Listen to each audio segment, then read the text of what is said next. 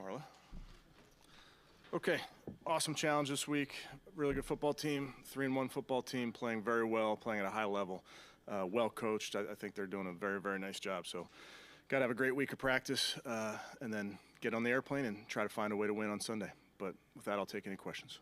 Kevin, just how much of a boost is it emotionally to get Nick back out on the practice field? Yeah, with any guy that's working through injuries and rehabbing, you're always excited when they're back in pads and that type of thing. Nick's been here every day, so he's not far from what we're doing and far from what we're thinking about. And he's in every meeting. He's here very early, so this is just the next natural progression for him and for Naheem and Mike. When you watch Jaden Daniels, Kevin, I'm sure there's a long list of this, but what's most impressive about him? Yeah, it is a long list. The completion percentage is impressive. The ability to make plays within the scheme, outside of the scheme, making throws down the field. Tough kid, smart. I mean, just very impressive. For a rookie, it looks like he's pretty comfortable in the pocket, out of the pocket. I guess how rare is that for a kid that young? Yeah, pretty rare. I mean, and this is a guy that everybody watched him on Saturday, so kind of knew his style, knows how he plays. But it certainly translates, and he's doing a great job. What will it mean to you if you guys can get David back on the field in Washington playing in this game? Yeah, it's another one, Mary Kay. We got to see how this week goes, see how he looks throughout this week. But Dave obviously gives our offense a boost with his ability both in the run game and the pass game. But really got to see how he does these next few days. Kevin, it's pretty obvious that execution is the offensive problem, all those self-inflicted wounds. Do you see any positive in making a change in play call? Yeah, for us right now, Tony, really our focus is just playing better. Certainly that doesn't mean players play better. It means all of us have to do a better job. So I have to do a better job. Our offense coaches have to do a better job. Our offensive players have to do a better job. But that's all of us together. So that's really where our focus is. So has it been discussed at all? That's not something we're talking about. Kevin, this is week 5 of the Jack and Jen watch. Just where are they as far as their health goes? They're both working very hard, getting closer. I know they're 2 tackles, but 2 different injuries. They're working at they're doing their damnedest to get back. So we'll see what they look like today, tomorrow, Friday. But that's just how you have to treat any injury, and these guys in particular, they're working hard to get back. Kevin, with Naheem, whenever he's able to get back, we know what he brings in the return game, but offensively, what kind of dimension does he add to that backfield? Yeah, I think you see Naheem and the plays that he's made in his career, certainly not just on special teams, on offense as well. So he's a talented ball carrier, whether you hand it to him or throw it to him. So excited to get him back out there at practice as well. Kevin, Kingsbury, Cliff, his offense, how is it similar with what he did with Kyler, now with Jaden, and how has he altered and tweaked things to utilize Jaden better? Yeah, he's evolved. There's some things that look very similar, some things that they're doing, whether it's schematic, whether it's concept or personnel or timing of how they do things is a little bit different, but it's early, so it's 4 games into it for them as well. Just I'm sure they're going to pivot to different things as they get going, but they're playing at a very high level. Daniel's high completion percentage, I think he's got more scoring drives than he does incompletions to this point. How much pressure is that going to put on your secondary? Just when you watch him on film, what has made him such an efficient passer? Well, he's taking what's there, but he's making tough throws as well. So at that number, at that clip, he's making good decisions. He's making quick decisions. He's getting the ball out on time and accurately to his guys. And it's a challenging scheme. They really they try to put you in conflict as much as they can. So he's just doing a nice job within their scheme. And like I mentioned, he also has the ability to make plays off schedule as well. Kevin, Watson has had under 200 yards passing 4 straight games, first time in his career. Now, is it understandable given you lead the league in drop passes, or is it concerning? Yeah, we don't get too wrapped up, Tony, in statistics. Obviously, we want to win games. We want to score points, and oftentimes that comes with yards in the run and the pass game. So we're not concerned with that stat in particular, but we do want to be more efficient and more explosive for sure. Heated exchange between Deshaun and Dewan, and then James got a little involved on the sideline. What are your thoughts there on players kind of holding each other accountable and having a situation like that? That's football, Mary Kay. I think it probably happens every game. It just doesn't get caught on the camera. Maybe every game, every game I've been a part of, it's the heat of the moment. So I don't make too much of it. And the third down numbers for you guys are not ideal right now, but what are some issues there that maybe you guys have pinpointed, and how easy do you think it'll be to fix? Well, it's really important, obviously, to get in manageable down the distances if you are in third down. We've talked about that, so that really speaks to first and second down. But then it's always a combination of protection, precision in the pass game. It takes all 11 to have success on third down. You're talking about drops, Kevin. The ones that Amari has seem uncharacteristic. So when you're watching them, is there anything that jumps out at you as why they continue to happen? I'd say uncharacteristic. Amari's made big plays for us this season. Last season, he's been an important part to what we do. So he'll continue to work. He's dealing with the early season struggle.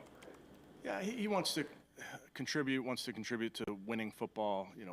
Being a big part of what we do offensively. So obviously you're disappointed when a result doesn't go your way, but he's committed to getting better. How about Ced Tillman? Do you see Ced getting more involved? I mean, he did not have a target in that game, and James did. Yeah. What's kind of going on with Ced? Yeah, I would not.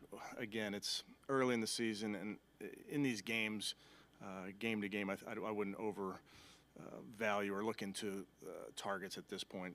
There's so many things we can do better, and we think highly of Ced as a player, so he's somebody that will help us. With Naheem and Nick, they've been doing so much of this rehab together.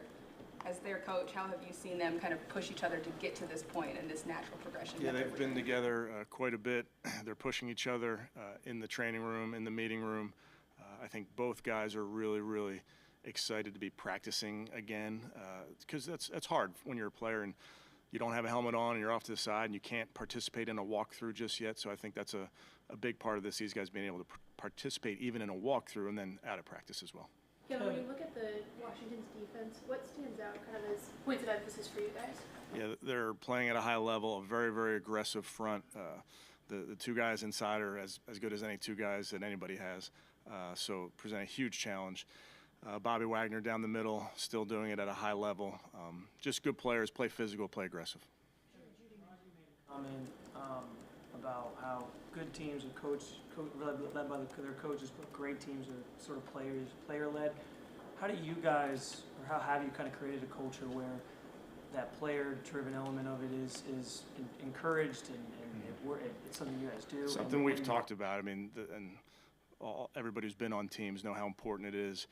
That peer-to-peer relationship, pushing each other, it means a lot when it comes from your teammates. So we're very fortunate to have a group here that pushes each other, that leans on each other, that holds each other accountable. And we as coaches do our job to empower them to do that. But that's great teams, the ability for players to hold each other accountable is really, really powerful. Given the 1 and 3 start, just how have you seen guys embrace those roles of leadership and sort of try to fix things moving forward? Again, attitude is so important in this, and focusing on really the small things, doing your job on throughout the week so you can do your job on Sunday. Really, that's where the guys have done a great job. Where do you as a coach step in on that when players might not be leading in the right way? Well, I'd say as coaches we are constantly at the helm of this thing and in charge and also responsible for all of it. So I think it's important to empower your players to do that. And I think where we're very fortunate, we have a bunch of guys, offense, defense, older, younger, that make sure that they are both vocal and sometimes doing their job is just enough of a form of leadership, as opposed to not everybody's going to be your rah-rah type of guy, but having guys that do their job, I think, sets a great precedent for younger guys as well. Jerry Jeudy mentioned the other day on the conference call that we had with him that he had to miss a few reps because of his conditioning, and he was going to work harder on that. Can you attribute that perhaps to the fact that he like missed most of the offseason and a lot of preseason with his knee injury? Or That's a good question, Mary Kay. I think he's in. I mean, he's in plenty good football shape. Of course, there's going to be plays when you're, I think back to the play that came back, the 82-yarder. The guys were tired and needed a blow, so you're going to need a break here and there. But he's always going to continue to put himself in position to be able to stay on the field. Kevin, Terry McLaurin, it seems like maybe one of the more underrated, underappreciated. Not by me. Well, I mean, outside of maybe, coaching team. Just, I mean, what makes him so special? Yeah, he's always done it at a high level, and you watch him and how he moves and how he comes out of cuts, and he's always, from my perspective, it looks like he's always where he's supposed to be, when he's supposed to be there. So that's very friendly to the quarterback. Really a great combination of quickness, speed, ability to separate, and then great hands. Joku is just so good in the blocking game.